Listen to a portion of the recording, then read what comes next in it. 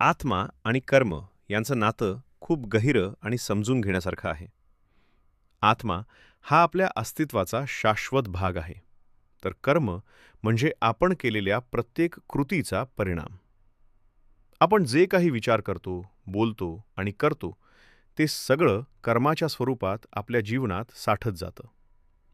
आत्मा हा त्या सगळ्या कर्मांचा साक्षीदार असतो, पण त्याचवेळी तो त्या कर्मांच्या परिणामांचा अनुभवही घेतो. म्हणजेच आपल्या आजच्या आयुष्यात जे काही घडतं ते आपल्या भूतकाळातील कर्मांचं फल असतं.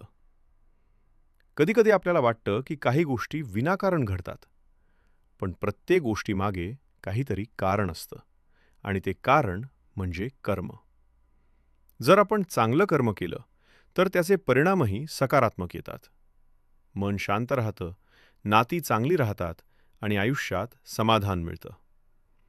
पण जर आपण वाईट कर्म केलं तर त्याचे परिणाम दुःख, ताण आणि असंतोषाच्या रूपात दिसतात.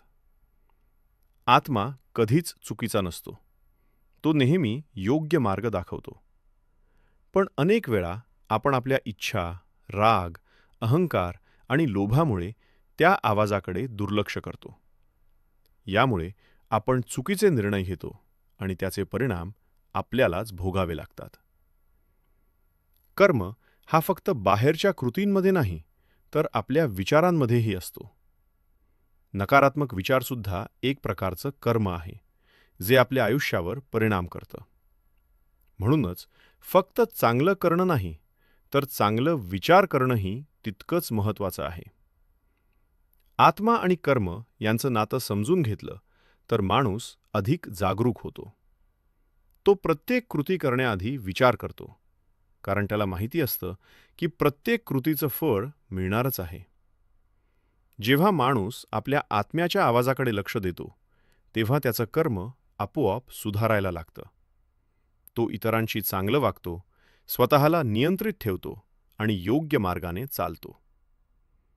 आयुष्य हे एक प्रवास आहे, आणि या प्रवासात आत्मा आणि कर्म दोघेही एकत्र चालतात.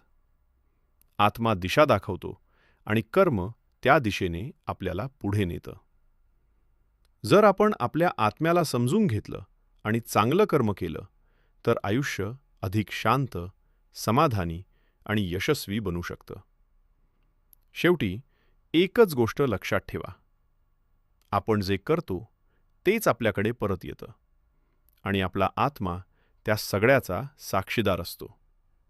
म्हणूनच नेहमी चांगलं विचार करा, चांगलं बोला आणि चांगलं करा, कारण तुमचं कर्मच तुमचं भविष्य घडवतं.